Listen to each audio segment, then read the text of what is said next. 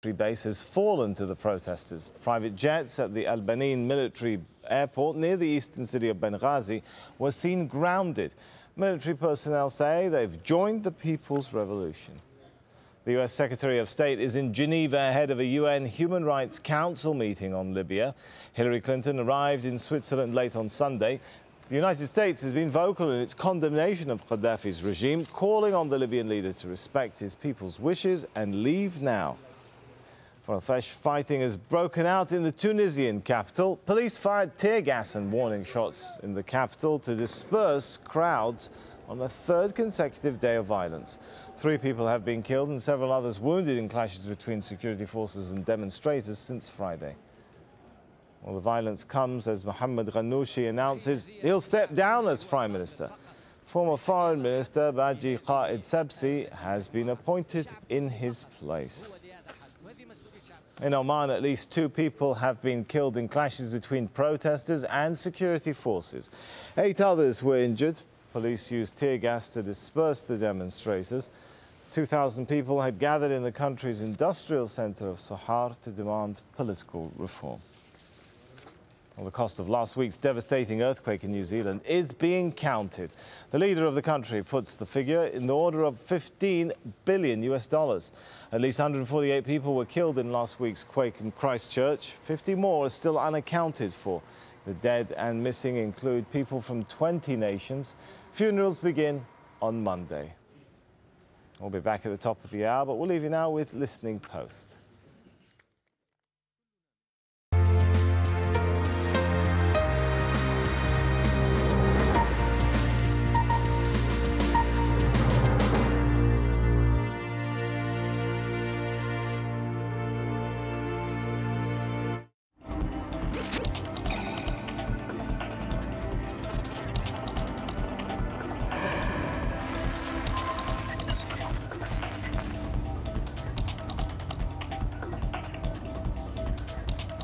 Hello, I'm Richard Gisbert, and you're at the Listening Post. This week, Libya and the winds of change. Libya! Libya! Libya! Libya! Jammed signals, internet shutdowns, and still, the story gets out.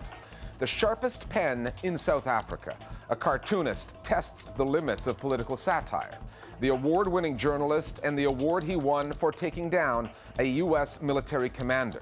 And there's big money in aggregation, our web video of the week. Why pay for journalists to work when the work of journalists can pay you? For more than 2 months now, the Arab world's season of revolution has kept news organizations busy and audiences riveted to their television and computer screens. It is difficult to overstate the role that media have played in these historic stories. The citizens of Tunisia, Egypt, and Libya, among others, have seen a combination of online social media and aggressive coverage by satellite news channels drive stories and bring once omnipotent dictators to their knees. And it's happened despite the authorities, and Libya's just the latest example, locking out reporters, jamming television transmissions, and shutting down the internet and phone networks.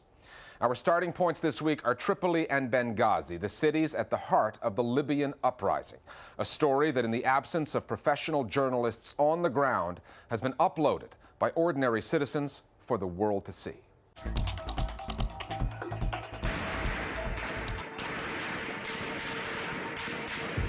In 1988, a well-known Arab figure and part-time author wrote, "When the instrument of government is a dictatorship, a society has no means to express its position and rectify the situation other than through violence. It has no other option but to rise in revolt."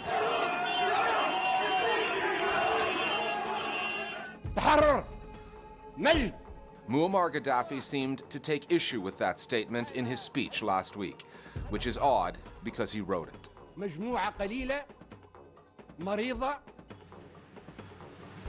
مندسة في المدن. The Gaddafi speech was delivered on Libyan state-run TV, where his son Saif appeared before him. وأيضا الناس من حقها لأنها غاضبة وزعلة لأن في موت في كذا. The channel AlJazeera has been unusually entertaining recently, if not well received. One of the strangest things about dictatorships in the Arab world is that they never sort of progressed in any scientific or even psychological way. To put Saif al-Islam's picture up on a big screen was asking for trouble. Of course they threw their shoes. And I thought to myself, well, what an epitaph. 42 years of Gaddafi, and his son is threatening civil war against his own people. And then to see Gaddafi under his umbrella later on, I mean, you know, there is truly an element of sort of Hitlerian dominance mixed with Walt Disney and, you know, Mickey Mouse in all this. However, state-run TV is just a sideshow. Like Egypt and Tunisia, the Libyan story has been propelled by web video. What distinguishes Libya from the revolutions that preceded it, at least in its initial stages, has been the almost complete reliance on citizen journalism. Gaddafi learnt from the mistakes in Egypt and Tunisia, and he very early on decided he was going to shut down the news environment. He kicked out AlJazeera, he kicked out all foreign correspondents.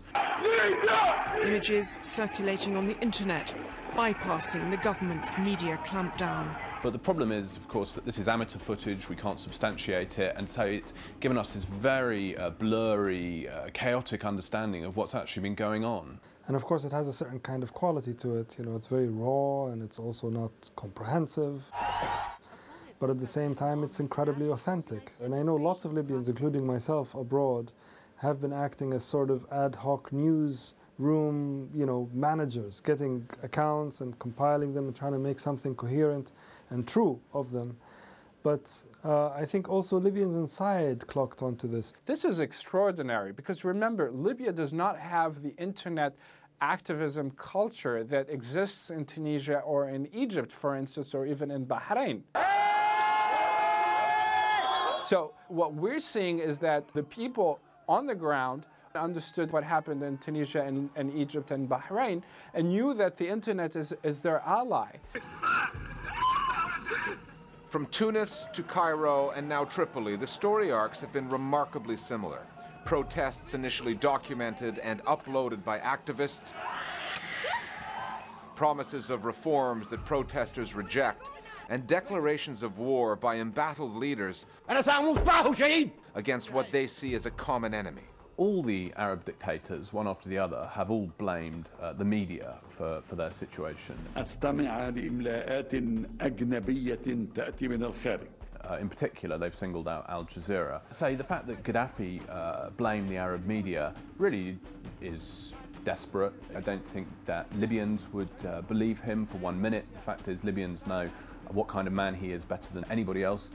And they have, through the internet, an understanding of what's really happening. I called Benghazi just before coming here. People are chanting in the square, AlJazeera, AlJazeera, هذه الحلقة الأخيرة. AlJazeera, AlJazeera, this is the final episode. So they're calling out to AlJazeera as a kind of supporter, not because there's an international conspiracy as the Gaddafis claim. It's supported because they are after freedom and they're after things to be reported accurately and for their plight to be known by the world. Not that AlJazeera is universally popular with protesters seeking political change. The network's wall-to-wall coverage of Egypt and Libya did not go down well with many Bahrainis. They were objecting to Al-Jazeera, particularly to Al-Jazeera, on the grounds in Bahrain that they thought that the king or the crown prince had somehow bought off the satellite channel, and thus they were getting less coverage than they, for example, Libya got or Egypt got. I actually explained that, you know, Egypt was a much bigger and more important country and Libya was turning into a civil war. It didn't, in terms of news value, match what was comparatively little violence, comparatively only, in Bahrain. The power struggles across North Africa pit popular protest movements against long-time undemocratic leaders, all of whom have used the media means at their disposal, state-run TV, to try to talk, lecture, and sometimes shout their way out of political trouble. These leaders in the Arab world, remember, this ties back to the theory of the Za'im. The Za'im is the leader. And when a leader goes on TV, part of what he's trying to achieve is that to use media to drive his points as the larger-than-life figure. And the one who set up the standards for this is none other than Jamal Abdel Nasser, who through his speeches in the 50s and the 60s was able to galvanize millions across the Arab world. The problem is that at the time, Jamal Abdel Nasser still had credibility to back up his speeches. And the real disconnect here in reality is that Barak, Ben Ali before him, and now Gaddafi do not understand the disconnect. That's how disconnected these people are from their people. Because the medium is not the message, not anymore, especially when it's state-controlled.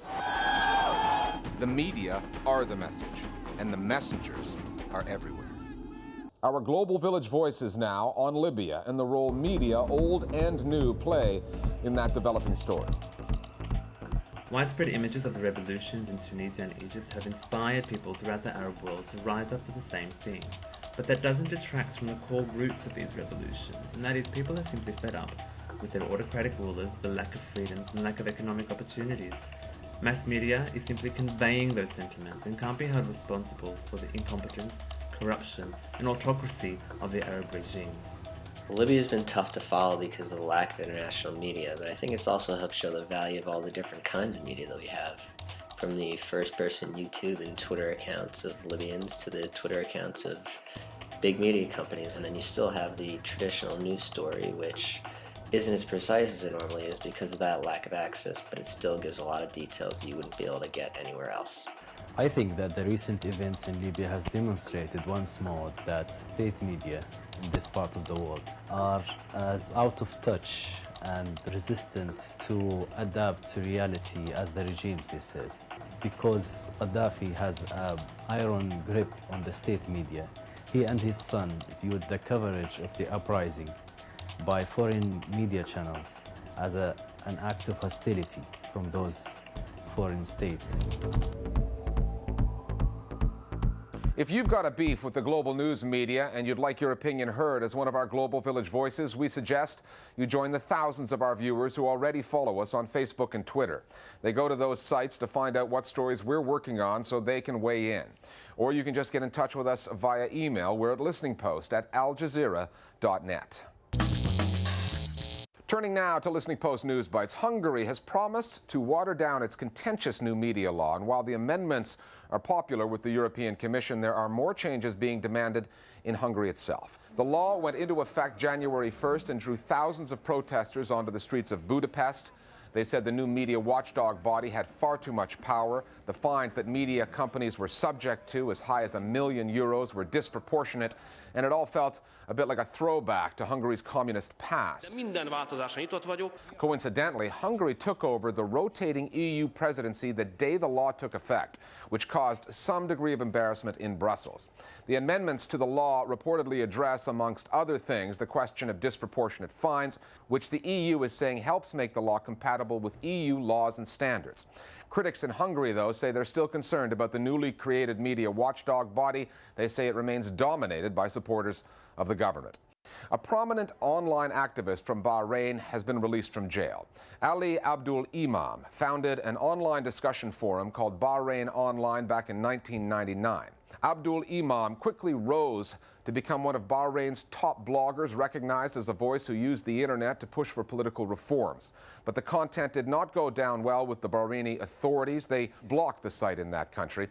Abdul Imam was arrested back in September, long before the protests started there, and accused of publishing what the regime said was false news on his site. His trial sparked criticism around the world, with support from groups like Human Rights Watch, and it prompted an internet campaign to free him.